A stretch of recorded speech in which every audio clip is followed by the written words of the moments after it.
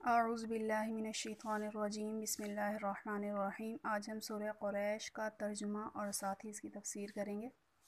سب سے پہلے ترجمہ کر لیتے ہیں۔ بسم اللہ الرحمن الرحیم، اللہ کے نام سے جو بہت مہربان رحم کرنے والا ہے۔ لِإِيلَافِ، مانوس کرنے کے سبب، قریش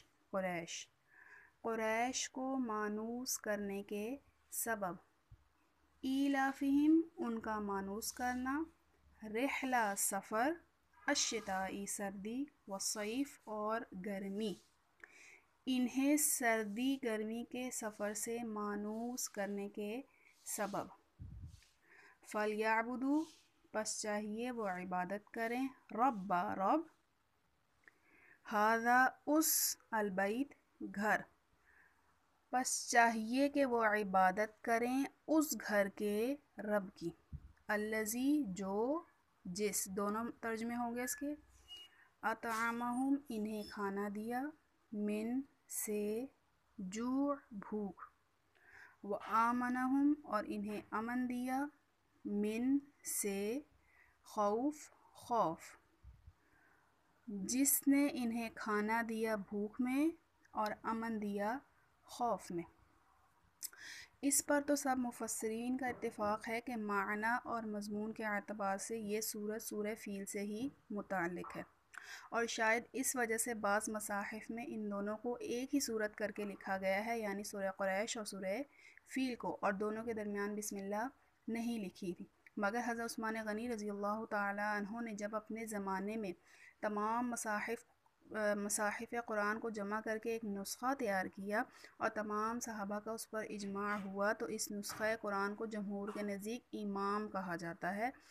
اور اس میں جو ہے ان دونوں کو دو الگ الگ صورتیں ہی لکھا ہے اور دونوں کے درمیان بسم اللہ لکھی گئی ہے۔ تو یہاں پر ہم اس صورت میں اس کی طرف بھی اشارہ ہے کہ تمام قبائل عرب میں قریش اللہ تعالیٰ کے نزدیک سب سے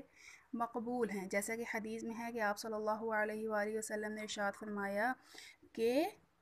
اللہ رب العزت نے تمام اولاد اسماعیل علیہ السلام میں سے کنانہ کو، اور کنانہ میں سے قریش کو، اور قریش میں سے بنو ہاشم کو، اور بنو ہاشم میں سے مجھ کو انتخاب فرمایا۔ اور اسی طرح ایک اور حدیث میں ہے کہ آپ صلی اللہ علیہ وسلم نے فرمایا کہ تمام آدمی قریش کے تابع ہیں، یعنی خیر اور شر میں۔ اب یہاں پر حضرت ابن عباس رضی اللہ تعالیٰ نے فرمایا کہ مکہ والے، پہلے تو یہاں پر ایک بات ہے کہ مکہ مکرمہ جو ہے وہ ایک ایسے مقام میں آباد ہے کہ جہاں کوئی زراعت نہیں ہوتی تھی اور وہاں باغات نہیں تھے جن کے پھل جو ہے وہ مکہ والوں کو مل سکے، اسی لیے بانی بیت اللہ حضرت خلیل اللہ علیہ السلام نے مکہ مکرمہ کے آباد ہونے کے وقت اللہ رب العزت سے یہ دعا فرمائی تھی کہ اس شہر کو جائے امن بنا دے، اور یہاں پر جو ہے کیا کرے، ثمرات اہل مکہ کو ثمرات کا رزق عطا فرما۔ تو حضرت ابن عباس رضی اللہ تعالیٰ نے فرمایا کہ مکہ والے بڑے افلاس اور تکلیف میں تھے، کہ یہاں تک کہ آپ صلی اللہ علیہ وسلم کے جد امجد ہاشم نے قریش کو اس لیے آمادہ کیا کہ دوسرے ملکوں سے تجارت کرے۔ اب یہاں پر ایک بات غور سے سنیے گا کہ ملک شام ٹھنڈا ملک تھا اور ملک یمن جو ہے وہ گرم ملک تھا۔ یہاں پہ بتایا الشتاء اور والصیف، سردی اور گرمی۔ تو ملک شام ٹھنڈا ملک تھا تو گرمی کے زمانے میں وہاں تجارت کرنے کے لیے جاتے تھے، اور یمن گرم ملک تھا تو سردی کے زمانے میں اس طرف تجارت کرتے تھے اور وہاں سے منافع حاصل کرتے تھے۔ اور چونکہ یہ لوگ بیت اللہ کے خادم ہونے کی حیثیت سے تمام عرب میں مقدس سمجھے جاتے تھے، تو یہ راستے کے ہر خطرے سے بھی محفوظ رہتے تھے، اور ہاشم چونکہ ان سب کے سردار ہونے کی وجہ سے ان کا طریقہ یہ تھا کہ اس تجارت سے جو منافع حاصل ہوتا تھا وہ ان کو قریش کے امیر اور غریب میں تقسیم کر دیتے تھے، یہاں تک کہ ان کا غریب آدمی بھی مالداروں کے برابر سمجھا جاتا تھا۔ تو پھر اللہ رب العزت نے ان پر مزید احسان کیا فرمایا کہ ہر سال کے 2 سفروں کی زحمت سے بھی اس طرح بچا دیا کہ مکہ مکرمہ سے ملے ہوئے علاقے، کتنے علاقے ملے ہوئے تھے؟ 3، یمن، تبالہ اور حرش کو اتنا سرسبز اور زرخیز بنا دیا کہ وہاں کا غلہ ان کی ضرورت سے زائد ہونے کی بنا پر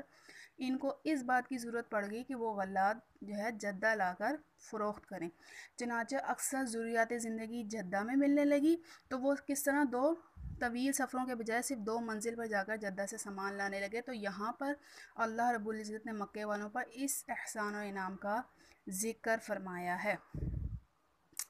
اب یہاں پر فرمایا کہ فَلْيَعْبُدُوا رَبَّ هَٰذَا الْبَيْتِ، انعامات کا ذکر کرنے کے بعد ان کا شکر ادا کرنے کے لیے قریش کو خصوصی خطاب کے ساتھ ہدایت فرمائی